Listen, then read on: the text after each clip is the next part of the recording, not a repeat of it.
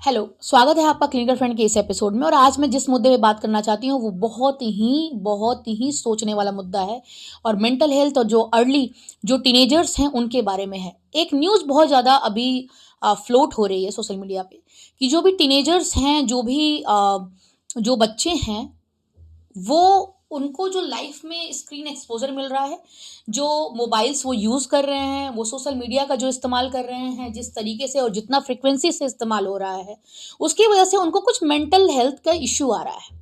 For example उनको eating disorder हो रहा है, स्लीप डिसऑर्डर हो रहा है, आइसोलेशन हो रहा है, उनके अंदर अकेलापन फ़ील हो रहा है। और चूँकि सोशल मीडिया पे हम अपने आप को कैसे रिप्रेजेंट करते हैं, उनकी लाइकिंग और डिसलाइकिंग से उनको फ़र्क पड़ता है। फॉर एग्ज़ाम्पल घर में नहीं, अगर उन्होंने एक सोशल मीडिया पे अपनी एक फ़ोटो पिक्चर अपलोड की और उसमें लाइकिंग अगर 2 आ रही है, 3 आ रही है, 4 आ रही है, 5, 6, 7, 8, 9, 10 आ रही है, तो उनको लगता है कि मैं दिखने में अच्छा नहीं हूँ, मैं अगली हूँ, मुझे लोग पसंद नहीं करते हैं।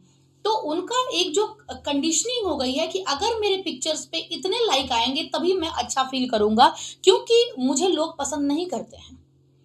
इस वजह से जैसे ये जो टीनेजर्स हैं उनके समझ ये जो टीनेजर्स हैं, उनके अंदर वो समझ नहीं है। उनको ये लगता है कि जो सोशल मीडिया में जो पिक्चर्स डाल रहे हैं, जो दूसरे लोग डाल रहे हैं, वो उनकी बेस्ट पिक्चर है या उनकी रियल पिक्चर है। मैंने पहले भी 1-2 एपिसोड में ये बात बोली है कि जो भी सोशल मीडिया पे फ़ोटोज़ और वीडियो डालते हैं, वो उनके ज़िंदगी के या उस दिन के सबसे बेस्ट पिक्चर होता है। ज़रूरी ऐसा नहीं कि पूरे दिन वो बहुत अच्छे मूड में रहे हों, लेकिन अपने पूरे दिन के वो सबसे अच्छे पिक्चर को चूज़ करते हैं, देन वो सोशल मीडिया पे अपलोड करते हैं। मैं बार-बार आपसे ये बोल रही हूँ कि ज़रूरी नहीं है कि वो अपने अपने जो रियल पिक्चर है, अपने रियल लाइफ़ है, अपने लाइफ़ का सबसे जो रियल फैक्टर है, क्योंकि ऐसा हो नहीं सकता कि किसी के लाइफ़ में कोई चीज़ प्रॉब्लम ना हो, हर किसी की लाइफ़ बहुत स्मूथ चल रही हो, ऐसा बिल्कुल नहीं है। ये आप अपनी इस मेरी इस बात से आप रिलेट भी कर सकते हैं। तो मैं आपको बार-बार ये चीज़ मैं बता रही हूँ कि हर आदमी के लाइफ़ में बैड फेजेज़ भी आते हैं, गुड फेजेज़ भी आते हैं। लेकिन जब हम किसी को बताना चाह रहे हैं, जब हम अपने आप को दिखाना चाहते हैं, तो सोशल मीडिया पे लोग अपनी बेस्ट पिक्चर्स शो करता है। तो ये चीज़ पहले बच्चे को समझना होगा ना, समझाना होगा आप सबको, जो भी पेरेंट्स हैं उनको। तो मैं फिर से वही मुद्दे पे आ रही हूँ कि वो जो स्क्रीन एक्सपोज़र जो हो रहा है, उससे उनको अकेलापन फ़ील कर रहा है। वो आउटडोर एक्टिविटी नहीं कर रहे हैं, वो घर में बैठ रहे हैं और चूँकि एक जगह पे बैठ के मोबाइल यूज़ करते हैं और जब भी उनको स्क्रीन जो टाइम उनका बढ़ गया है, उसके वजह से वो उनके अंदर वो ब बैड ईटिंग हैबिट डेवलप हो जाती है, जिसके कारण उनका बॉडी जो वेट है, वो इंक्रीज़ हो जाता है। कभी-कभी ये चीज़ें उल्टी भी हो सकती हैं, कभी-कभी ये चीज़ें रिवर्स भी हो सकती हैं। कभी-कभी ऐसा भी हो सकता है कि हम इतना ज़्यादा इन्वॉल्व हो गए हैं कि हमें यही नहीं पता है कि हमें क्या खाना है, क्या नहीं खाना है। और हम उसमें बिंज ईटिंग कर लेते हैं। बिंज ईटिंग भी कर लेते हैं क्योंकि हमें पता ही नहीं रहता है कि हमें क्या खाना है, तो हम जितना मन करता है सामने जो चल रहा है स्क्रीन पे उस पे रहता है। तो हम कुछ भी खाते हैं, उससे ओबेसिटी डेवलप होती है। अब ओबेसिटी से हम ये समझते हैं कि हम दूसरों से अच्छे नहीं दिख रहे हैं। हम अच्छे नहीं दिख रहे हैं तो फिर हमको किसी से बात करने का मन नहीं करता। तो ये पूरी एक साइकिल बन जाती है। इन फ्यूचर में फिर उसको मेंटल हेल्थ, उसकी कंडीशन खराब डिटोरिएट हो सकती है और बाद में उसकी मेंटल हेल्थ खराब हो सकती है, उसको डिसऑर्डर होने की पॉसिबिलिटी रहती है। तो ये जो टीनेजर्स में ये चीज़ आ रहा है, तो इसके सबसे अच्छा इसका मैं ये तो जो मैंने आपको प्रॉब्लम्स बताए हैं, इसका सॉल्यूशन क्या है? सॉल्यूशन ये है कि पहले तो आप अपने जो डेली टू डेली जो आपका जो स्क्रीन टाइम है, पहले आप उसको कम करो। क्योंकि कहा जाता है कि बच्चों की प्रथम पाठशाला, जो प्रथम पहला जो क्लास होता है, फर्स्ट क्लास, वो घर से शुरुआत होती है। तो पहले तो आप अपने घर का स्क्रीन टाइम बंद करें, कम करें, बंद तो नहीं कर सकते, कम करें अपने घर का एक स्क्रीन टाइम। एक टाइम बनाएँ, टाइम को बाउंड करें कि हाँ ठीक है, इतने टाइम तक सभी मोबाइल चलाएँगे और फिर हम लोग कोई मोबाइल नहीं चलाएगा। एक जगह फिक्स करें कि यहाँ जैसे लैंडलाइन होता था, क्योंकि आपको करना पड़ेगा। क्योंकि अगर आपने अभी नहीं सँभाली चीज़ों को, तो आगे चल के और चीज़ें गड़बड़ होंगी, आगे चल के और चीज़ें डिटेरिएट होंगी। तो सबसे पहले कि आपने स्क्रीन टाइम आपको एक बनानी है कि स्कूल से आने के बाद आपको हाफ एन आवर आपको यूज़ करना है या नहीं करना है, या शाम के समय सब लोग 1 घंटे यूज़ करेगा, उसके बाद कोई यूज़ नहीं करेगा। दूसरा कि आपको एक बच्चे में कॉन्फिडेंस डेवलप करना है कि आप बहुत अच्छे दिखते हो।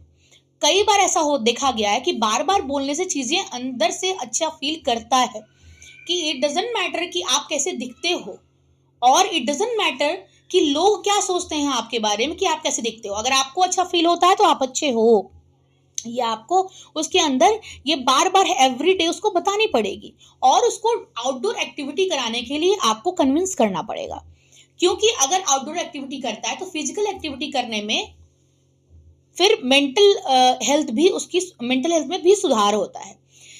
तीसरा और चौथा महत्वपूर्ण मुद्दा कि आप उससे बात करिए, उसकी जो भी हॉबीज हैं उस पर काम करना शुरू करें।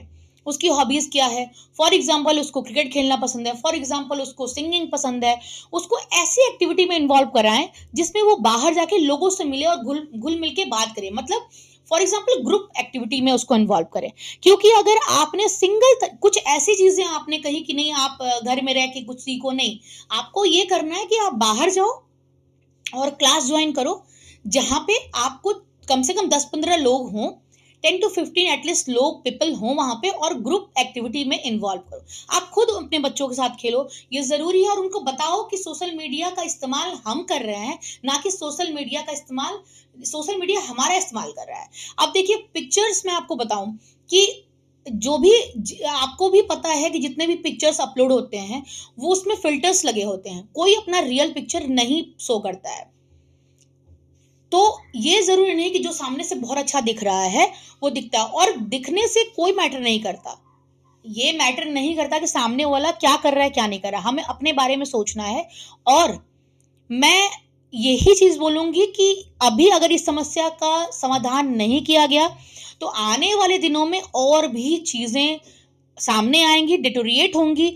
और अगर इन बच्चों का अगर मेंटल हेल्थ अभी से इतना डिटोरिएशन की तरफ जा रहा है, अगर इन बच्चों का मेंटल हेल्थ अभी से इतना रुइन हो रहा है, इन बच्चों का मेंटल हेल्थ इतना अभी से अगर इतना खराब रहा है, तो आगे चल के जब उनको स्ट्रेस मिलेगा, जब वो 12th के बाद जब कहीं काम करेंगे किसी ऑर्गेनाइजेशन में, तो उनके साथ क्या होगा, उनकी मेंटल हेल्थ कंडीशन क्या होगी। जब आप आइसोलेशन फील करते हैं, जब आप अकेलापन फील करते हैं, तो आपके अंदर कॉन्फिडेंस भी बहुत कम रह जाता है। आपको ऐसा लगता है कि मेरे लिए कोई नहीं है, मेरे लिए कोई खड़ा नहीं है। फिर आपको छोटी छोटी प्रॉब्लम भी बड़ी नजर आती है। जैसा कि कहा जाता है कि हमारे पास ये मेरी समस्या ये कोई नहीं समझ सकता। मैंने कई बार सुना है ऐसे टीनेजर्स में बच्चों को कि ये मेरी प्रॉब्लम है, नहीं आप नहीं समझ पाओगे। इस तरह की समस्याएं आती हैं, और इसके लिए मैं आपको यही बोलूंगी कि उसके अंदर कॉन्फिडेंस डेवलप कीजिए, कि उसको बताइए कि बेटा आप मोबाइल का इस्तेमाल कर रहे हो अपने सहूलियत के लिए। आपको ये बताना है कि मोबाइल या कोई भी सोशल मीडिया का इस्तेमाल हमको अपने लिए करना है, ना कि हमें अपना इस्तेमाल होने देना है। तो इस चीज को ये समझना पड़ेगा आपको। तो मेरे इस चैनल पे तब तक बने रहिएगा, और मेरे इस वीडियो को ज्यादा से ज्यादा लोगों तक शेयर करिएगा, लाइक करिएगा और शेयर करिएगा, और सब्सक्राइब तो जरूर करिएगा मेरे इस चैनल को। क्योंकि अगर आप चाहते हैं कि मेंटल हेल्थ के बारे में मैं आपको ऐसी लेमन लैंग्वेज में और मेंटल हेल्थ के बारे में आपको अवेयर कर सकूं, तो प्लीज मेरे इस वीडियो को सब्सक्राइब जरूर करिएगा। और अगर आप चाहते हैं कि मैं बच्चों को कैसे एक्सप्लेन करूं, मतलब बच्चों को के बारे में और डिटेल में लेके आऊं कि किस तरह से हम पूरा एक डेली एक्टिविटी को मैनेज कर सकते हैं, ताकि वो मोबाइल और सोशल मीडिया का इस्तेमाल ना के बराबर करें या कम करें, तो उसके लिए आप कमेंट बॉक्स में यस लिख दीजिएगा, ताकि मैं उसके बारे में फिर बाद में वीडियो अपलोड कर सकूं। Thank you so much. तब तक मेरे इस चैनल पे बने रहिएगा। मैं हूं आपकी clinical friend Deepshikha Ojha. Thank you.